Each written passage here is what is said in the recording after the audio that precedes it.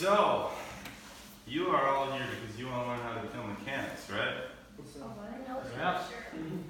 Whatever that means. I'm just kidding. We're talking about dating today. So what's going to happen is I'll talk for a little bit. My throat is a little ass. My voice is kind of gone, so I need you guys to be good listeners. But yeah, we're going to talk about, I'll talk for dating about a little bit, then we'll take a short break, and then Casey will say better things about dating than I ever could. And you guys will be like, wow, thank goodness she got to go last instead of him. Alright, so before we do that, I'm going to start with a story. Before I do that, I'm going to drink water. Doing good? Oh yeah. Refreshing. Refreshing. Alright, so, I'm just kidding. Alright, so when I was growing up, in my family, we had a very, very strict rule. How many of you have like rules in your family that are like pretty unique to your family, or at least kind of unique to your family? Any of you? Okay. Well, one of ours is that every time you're done going to the bathroom, you always close the toilet seat and the toilet lid. Yes. Most families, Please do that. right? Learn. Everybody knows to close the toilet seat, even though a lot of times guys don't do it. But close the toilet lid was a rule we had. And it apparently is a pretty unique rule. Like, it's a pretty unique thing. Which I found out because when I got into high school and I started going and hanging out at friends' houses more often, I started to notice that they always had the toilet lid open when I would walk in there. And I would be like, they racing the barn, or did they forget, or what? But I would do my business and I'd leave it open on the common courtesy. But I was like, in my house, we close this toilet lid. And that is because my dad ingrained this into us at a very, very, very young age. Very young age. And I always thought it was kind of dumb, because if I was like out in the kitchen making a sandwich, he would make me walk back into the bathroom to close the toilet lid if I had forgotten. And I always thought it was so dumb, because I was like, Dad, you're standing right next to it. Like, can you just do me a solid and like close it for me? And he was like, you need to learn, son. So I would just traipse on over and go back. If I was like downstairs, like watching TV, like he would make me walk all 14 steps up. He would call me, like yell my name from upstairs, and I would walk up and I'd be like, what? Like, think it's like time for supper, and he'd just point at the toilet. And I was like, Dad, like, I have blankets on. I was watching Thomas the Tank Engine. Come on, Dad. And like this is not a made up story. Like, I'm dead serious. Like, to the point of one time, it was like my birthday. It was my 14th birthday, I believe. I don't remember exactly what year it was, but it's somewhere in there.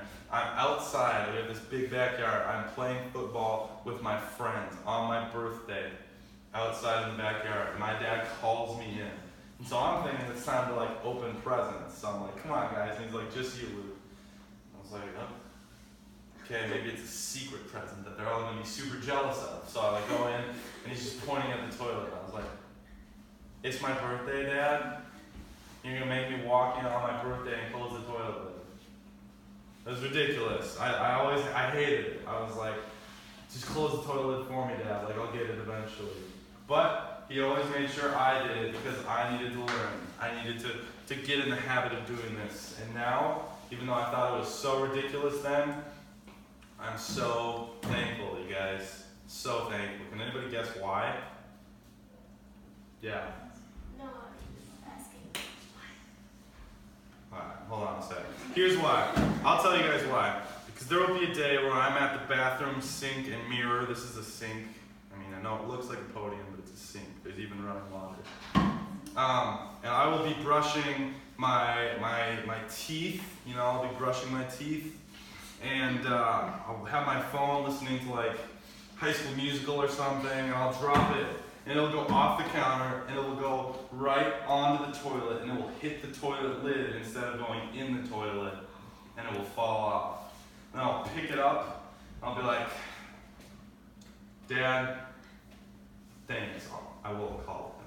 I'll be like, Dad, thanks. You just saved me $800. And then I'll hang it up, and I'll go back to brushing my teeth. I tell you guys this story because the patterns that you guys form right now while you're young are going to shape you into the person that you're going to become when you're older. the things you get in the habit of doing right now, that you discipline yourself in doing right now, are going to have an effect when you grow up. And the reason that I bring this to light is because this is so true with dating. And it's true with everything, but it's true and it applies to dating. The Bible instructs us to have conversations young. Like have conversations with people young before the world can get to them. So that's what I want to do with you guys a little bit. I want to talk to you guys about some things I've done smart, some things I've done stupid, and tell you some ways that you can better protect yourself for the future. And maybe for some of you that's the present. So, without further ado, I'm going to give you guys 6 signs that it is time to say bye to yo boo. I thought I was going to get a bigger laugh, honestly, guys. At this point. Alright, now that's just a pity laugh, so. Alright, I'm just kidding. Alright, hold on. So, 6 signs it's time to say bye to yo boo. Number 1, you are dating somebody your parents hate. Now, how many of you guys have a friend? And we won't even say like a significant other or a crush. We'll say just a friend. How many of you have a friend that your parents don't like?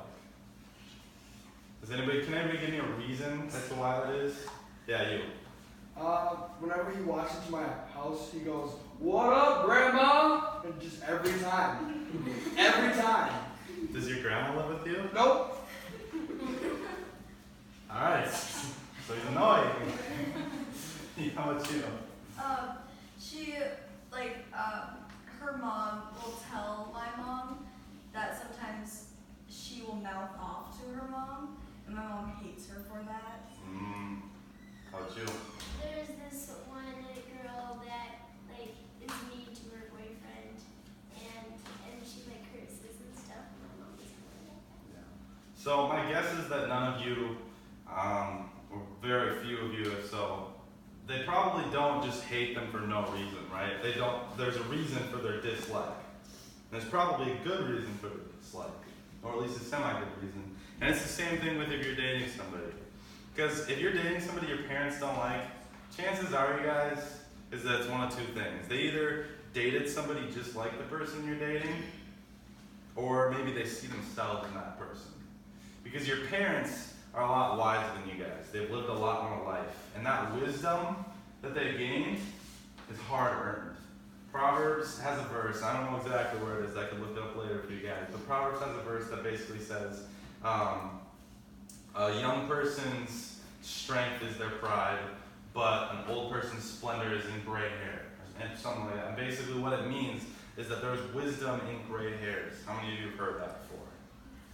And maybe some of your parents dye their hair so they're not as wise, but the point is that they've lived life, they've experienced things, and so they have wisdom that you don't have. And if they don't like the people you're dating, maybe it's because they see that person and they're like, I remember when I used to date so-and-so, and they were really mean to me, and they didn't treat me very well. And I don't want my son or daughter to date somebody like that because it will hurt them and it will not be good for them. Or maybe they see somebody you're dating and they say, I remember when I used to be just like that person. Like that looks just like a younger me. And I was a jerk to that one girlfriend or boyfriend that I had before I got smart and then found my spouse. I don't want my son or daughter dating a person like the old me because I was a jerk. You know, there are reasons that they don't like this person, and they're probably good ones. So what I would advise you guys to do is partner with your parents in dating. Bring them into that because they have wisdom to share. I'll give you guys a story, an example. I have a youth pastor friend. He was my youth pastor when I was in middle school, and then I actually interned for him this last year when I was in college. His name is Craig Sanborn, and he's married to Molly Sanborn, who's the cheeseball chick. Have any of you heard of the cheeseball chick? No? Okay. He has. So, Molly and Craig, they both are speakers, and they go nationwide all around the country, and they talk about sex and dating and purity and marriage and what the Bible says on all of it, and they do it by telling their story. They do a really good job at it. And one thing that they say while they're telling their story is that there was a time very early on in their relationship, I think it was a couple weeks in, and Molly decided that it was time for Craig to meet her parents. So even though they are well out of high school and they're out of college, I believe she was like 25 or 26, she wanted to bring her parents into this process and partner with them in it. So she had Craig meet her parents a couple weeks into the relationship. They went over to her parents' house, they had a meal, and one thing that happened, I'm not making this up, you guys, one thing that happened is her dad pulled Craig aside and was like, Craig, come here. And they were like, come over here, they're walking, and this is Craig, and he's like, all right, Craig, here's what I got for you. And he pulls out of a filing cabinet and hands him an application. You ready to fill out this application? Thank you, Craig. And it's not just like this Comic Sans 2-question for fun application. It is like a legitimate application for Craig to date his daughter. Like some of the questions were like, what are your intentions with Molly Sanborn? What is your financial history? Would you be able to do a background check? What is your credit score? Do you understand what a shotgun is? Like it's this legitimate, like it looks like it came from a bank application, and he filled it out, and then it got put back on file. You fill it out yet? Thank you. You fill it out? All right, good.